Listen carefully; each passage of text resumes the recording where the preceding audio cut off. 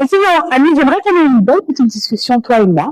Écoute. Voilà, pendant que tu es en train de déguster ton avocado toast. Quand tu repenses à notre rencontre à Dakar, qu'est-ce qui te revient en tête? Notre première rencontre, c'était à Angor. C'était chez notre grande sœur en commun, Armelle Léopard, qui aime nous tirer les oreilles. Toujours. Mais on reste les petites sœurs impolies que nous sommes. On lui fait un coucou d'ailleurs. Coucou Armelle.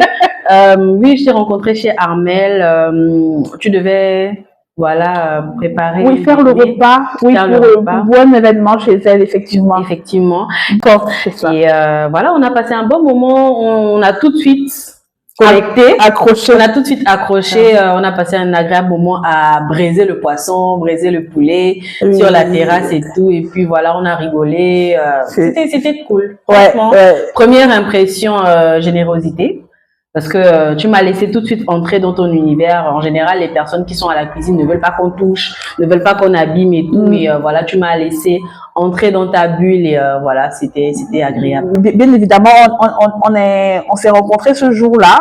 Et puis bon, on a gardé le contact et on a commencé à se voir. Et aujourd'hui, on est devenus des amis. Oui. Donc, comment est-ce que tu décrirais cette évolution-là? De façon personnelle, moi, je dirais que c'est une évolution naturelle. Parce que quand on rencontre des personnes avec lesquelles on a les mêmes centres d'intérêt, entre guillemets, ou pas, hein, mais avec lesquelles on a la même vision de la vie, la même vision des choses, comment dire, l'évolution naturelle est de passer à certaines étapes, en fait. Oui, ce jour-là, tu étais la go qui est venue faire à manger, et tout, la camère qui est venue faire le fameux poisson braisé. Le jambon, poisson braisé, commande. Exactement. Meilleur goût mondial. Ça, je confirme. Là, je pense que tu m'as réinvité chez toi. Tu voulais faire déguster également d'autres, comment dire, mignardises que tu avais confectionnées. Oui, je faisais souvent des tests à la maison et puis j'invitais des amis à venir déguster des nouvelles créations, de nouvelles Exactement. C'était un petit échantillon de personnes pour te donner des avis et te dire ce qu'il fallait changer ou plutôt garder ou améliorer. Donc, il y a eu cette étape-là. Puis, je me suis plus ou moins transformée en cliente aussi. J'ai commencé à commander parce que c'est bien beau de soutenir en étant là, en venant déguster et tout. Mais moi, je pense que c'est aussi un business. Il faut, voilà, soutenir en consommant, en fait. J'ai envie de te demander quel regard portes-tu sur mon parcours parce que depuis lors, tu m'as suivi, tu m'as encouragé, tu m'as soutenu et tu continues d'ailleurs de le faire. Et qu'est-ce qui, selon toi, fait la différence dans cette évolution? Alors, le regard que je porte dessus, c'est vraiment un regard de fierté. Et je pense que je te l'ai dit récemment après ton dernier événement à Douala. Pour nous qui avons été en amont, vraiment au départ de tout, te voir partir de cette première expérience-là en tant que traiteur, finalement de lâcher ton travail même pour te lancer à 100%, parce qu'à l'époque également, tu étais plutôt dans le digital. Oui, ça c'est vrai. Tu n'étais pas totalement dans la cuisine. J'étais salariée à mi-temps et l'autre mi-temps, bah, effectivement, ouais, je faisais mon activité. Et moi, c'est un regard de fierté, ça me fait quelque chose, ça me rend émotive en fait, parce que je me dis, tu as eu une idée, tu as eu une passion pour la cuisine et surtout avec l'histoire, je pense qu'un jour tu parleras également de comment toi tu es tombé dans la cuisine. Hein. Oui. Je pense qu'il faudrait que tu partages cette histoire. Et partir de cette passion-là, en faire un business et un business qui tient sur la longévité et qui marche. C'est admirable en fait et moi je te félicite pour ça. Merci beaucoup. Tu as évoqué un truc tout à l'heure, justement tu disais que après notre rencontre chez Armelle, après je t'avais invité à mon domicile pour venir tester des produits avec d'autres amis. Donc effectivement, je réalise qu'on a partagé beaucoup de moments. Tu as vécu beaucoup de moments forts de mon évolution culinaire, entrepreneuriale, on va dire ça comme ça. Donc quand tu penses à tout ce que j'ai accompli à Dakar, qu'est-ce qui te rend le plus fier en fait? Alors, ce qui me rend le plus fier, c'est de voir que à ce moment-là, tu savais déjà ce que tu allais faire, tu avais la vision. Par contre, la transition entre cette Laurine-là de Dakar et la Laurine d'Abidjan, elle est juste incroyable en fait. Parce que tu es partie de quelqu'un qui avait juste la vision, mais qui n'avait pas forcément le canal pour pouvoir exécuter, à celle qui sait exactement où elle va en fait. Donc, moi, c'est un peu ce que je pense de ces différents moments-là, en fait. À Dakar, tu étais, oui, la Laurine, je pense qu'à l'époque, on l'était un peu tous, on avait des ambitions, on voulait changer les choses, clairement, on voulait faire bouger les choses. Toi, notamment dans le secteur culinaire, en plus avec le digital. Du coup, est-ce que, alors moi, j'ai envie de dire que je suis un peu nostalgique de Dakar, hein, mais est-ce que tu penses que ce serait bien que je retourne à Dakar même de façon éphémère, et si oui, bah comment? Absolument. Tu dois venir à Dakar parce que c'est à Dakar concrètement que Laurine est née. Chef Lolo est né à Dakar. Après, tu as fait ta transition, le sel, Laurine et la noix. C'est ça. À Abidjan, mais voilà, ta base est dakaroise. Tu as pris cette assurance à Dakar. Donc, il faudrait que tu le rendes au public dakarois que nous sommes. Nous, on voudrait également c'est une pression que tu me mets. Oui, on en a marre que tu ailles à Douala, que tu fasses tes activités à Abidjan, mais Dakar, qu'est-ce que tu nous rends à nous? Et moi, je pense que la meilleure façon de revenir, c'est d'organiser un événement comme tu l'as fait à Douala. Donc, une activité, que ça soit un tea time, écoute, le concept que tu as lancé depuis quelques années maintenant. Et voilà. Moi, je souhaiterais te voir à Dakar, par exemple, sur une semaine d'activité. Déjà toi toute seule, ou peut-être avec d'autres partenaires. D'autres partenaires ou d'autres chefs. Avec lesquels tu as quand même travaillé à l'époque. Donc, ça peut être une chaîne de télévision digitale ou voilà, un programme. Donc, toutes les personnes qui ont contribué à la naissance ou à te porter pour que tu deviennes celle que tu es devenue aujourd'hui, moi, je pense qu'ils t'attendent à Dakar. Ah, ça, en tout cas, c'est pas rentré dans les oreilles d'une sourde. Hein. Où est-ce que tu me verrais dans 5 ans, si je te pose la question, voilà. Chef Lolo, dans 5 ans, est en train de former. Elle est en train de former parce que je pense que la particularité aujourd'hui que tu as est de mettre en avant les produits de notre terroir. Donc, on se rend compte aujourd'hui que dans nos écoles de formation, c'est pas forcément ce qui est mis en avant.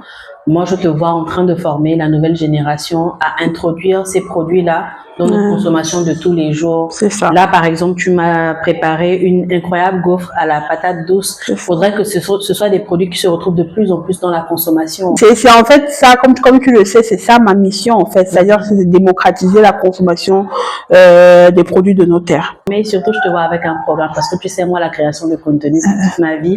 Et j'imagine un programme de toi, par exemple, sur une plateforme africaine, donc ça pourrait être, ou international, hein, voilà, on fait pas de... Comme on dit au Sénégal, voilà. Inch'Allah. Ouais, c'est tout ce que je te souhaite de mieux.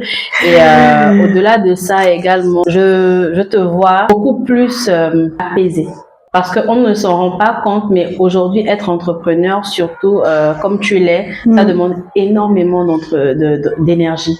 Ça demande énormément d'énergie et moi, je te vois avec toute une équipe derrière toi. Je ne vois plus Chef Lolo qui est obligé de créer le contenu, mais le contenu que vous voyez là, moi, je vais faire un appel particulier à la communauté de Chef Lolo. Essayez d'interagir un peu plus parce que vous ne savez pas les efforts que c'est que de devoir tourner une pâte et après de prendre la caméra pour avoir le bon temps et montrer le résultat pour que vous ayez également un contenu de qualité en fait.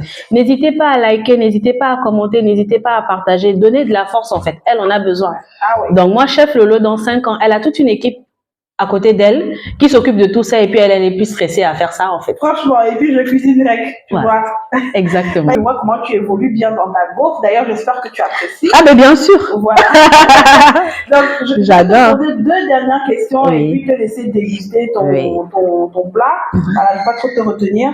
Alors, l'avant-dernière question, c'est, tu sais que j'ai un service traiteur, j'ai un autre service de chef à domicile. Ma communauté, pourquoi selon toi on devrait faire appel à mes services de chef ou de traiteur? Alors, on devrait faire déjà appel à toi parce que tu fais bien à manger. Donc, si on doit rester sur la base, tu fais très bien à manger. Je l'ai dit, tu mets en avant des produits qu'on ne retrouve pas forcément dans la consommation en général. Aujourd'hui, tu pourrais être une solution à toutes ces personnes-là, par exemple, qui souffrent de maladies qui leur empêchent de consommer du gluten. Du coup, ces personnes-là ont une alternative, en fait. Au lieu de se priver, voilà, elles peuvent investir dans une prestation avec toi. Et tu viens de le dire, tu as 2 types de prestations. Non seulement tu es traiteur, mais en plus de ça, tu es également chef à domicile. Et moi, je pense que ce point-là doit être plus mis en avant, en fait, parce qu'aujourd'hui, on a la possibilité, avec toutes les activités qu'on a, de ne pas se soucier de faire à manger, en fait. Donc, la dernière question pour clôturer Ouais. ce beau petit échange qui m'a replongé dans des souvenirs, c'est alors, qu'est-ce que tu aimerais que les gens sachent sur moi, au-delà de la chef, et vraiment, voilà, d'être plus personnel. Je sais. Je sais. Ce que je voudrais que les gens sachent, ça me rappelle à la dernière soirée qu'on a eue il y a quelques mois au Bissa, c'est que tu as entendu une chanson, tu t'es levé, tu as commencé à chanter. Tu es une bonne vivante. On n'a pas l'impression sur ton contenu que tu sois quelqu'un, voilà, de festif, voilà, de gay, qui passe son temps à danser dès qu'il y a de la musique. Et ça me ramène à ce que je veux concrètement dire aux gens. Votre chef Lolo, là, elle voulait être rockstar quand elle était enfant. Quand on lui demandait, enfant, tu veux devenir quoi quand tu seras grande? Elle disait, une grande artiste. Non, mais c'est vrai en plus. C'est vrai en plus. Aussi longtemps que je me souvienne, bah oui, j'ai toujours voulu être une artiste. Bah, mais dans la musique. Tu vois. Et du coup, voilà, ce côté-là, vous ne l'aviez pas encore de chef Lolo. Elle adore la musique. Elle a une grande connaissance également. Hein. Moi, la chanson dont je te parle la dernière fois au Bissa, je ne la connaissais même pas. Ouais. Un chanteur ivoirien, paix à son âme, Ernest Ekofis. Dans les années 90, là, c'était incroyable cette chanson. D'ailleurs, moi je l'écoute tout régulièrement. Vous voyez, votre chef Lolo n'est pas que celle qui est au fourneau, elle est également la superstar, la rockstar. Merci beaucoup, Ami. Merci vraiment pour cet échange-là. Comme je dis, ça m'a replongé dans beaucoup de souvenirs. Et puis, sache que je te remercie pour tout ce que tu as dit, pour tous les mots que tu as eu à mon égard. Donc, je te souhaite un bon appétit. Et merci. Puis, j'ai envie de dire aux autres que n'hésitez pas à partager cette vidéo. Et puis, tout, retrouvez-moi.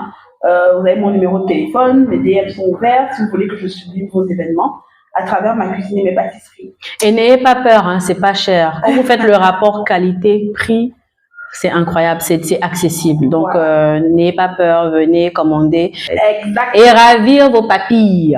Comme elle est en train de ravir les miennes là. Bisous, Ami, bon appétit. Bisous, bisous, à très vite. Likez, commentez, partagez, ne soyez pas chiche. Yes.